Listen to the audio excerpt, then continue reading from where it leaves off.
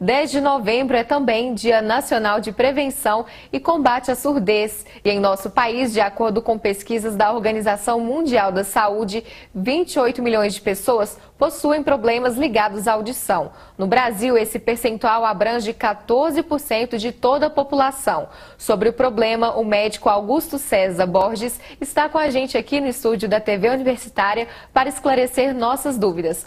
Obrigada, doutor Augusto César, pela presença aqui no TV Notícias. Eu que agradeço a oportunidade. Esses números, doutor, a quantidade de brasileiros com essa deficiência auditiva, o que significa esses dados? É algo preocupante? Esse número ele é preocupante e ele é subdimensionado.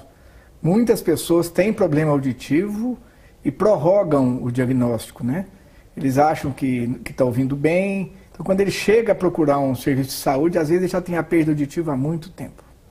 E, por exemplo, as pessoas gostam no dia a dia de ouvir música, às vezes os fones de ouvido estão sempre ali.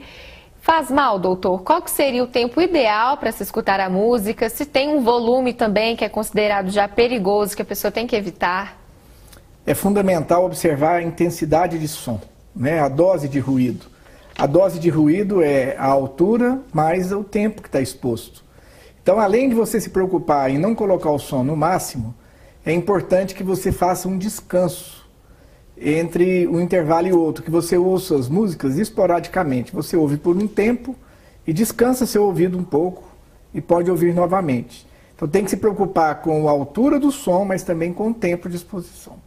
E os jovens que gostam de frequentar, por exemplo, boates, bares, que têm um som mais alto, geralmente, também pode ser prejudicial para a audição desses jovens? Sem dúvida. O nosso organismo ele acaba tendo um mecanismo de defesa em que trava um sistema de defesa dentro do ouvido.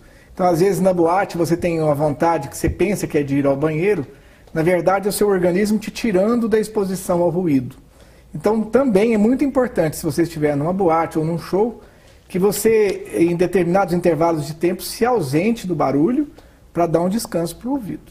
E já os barulhos do cotidiano, doutor? Por exemplo, veículos, ônibus, quem trabalha em praças públicas, que geralmente o ruído é maior, tem problema também? Pode prejudicar?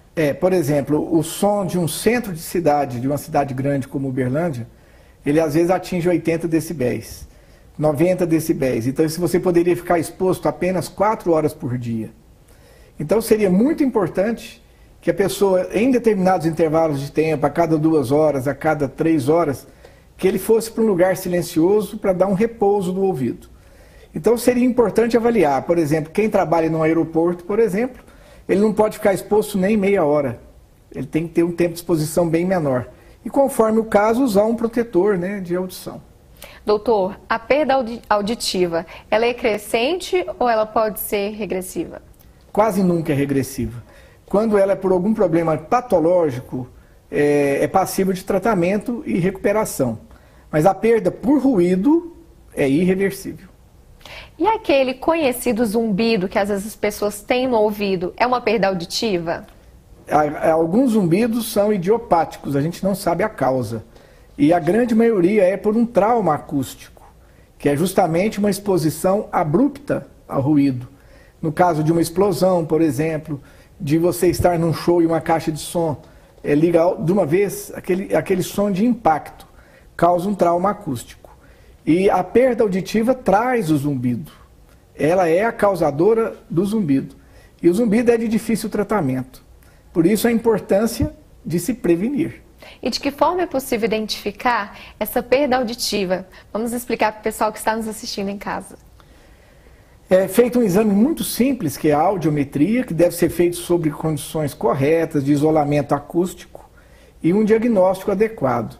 É possível você fazer com que uma perda demore a piorar, que você retarde a piora, que você não tenha tanta perda com a idade. Então é importante que se faça um tratamento medicamentoso preventivo. Exercícios físicos, né? Todo exercício que melhora a circulação é importante. E uma dica muito importante, doutor, também, então, é ficar longe de barulho. É isso, para evitar a perda auditiva?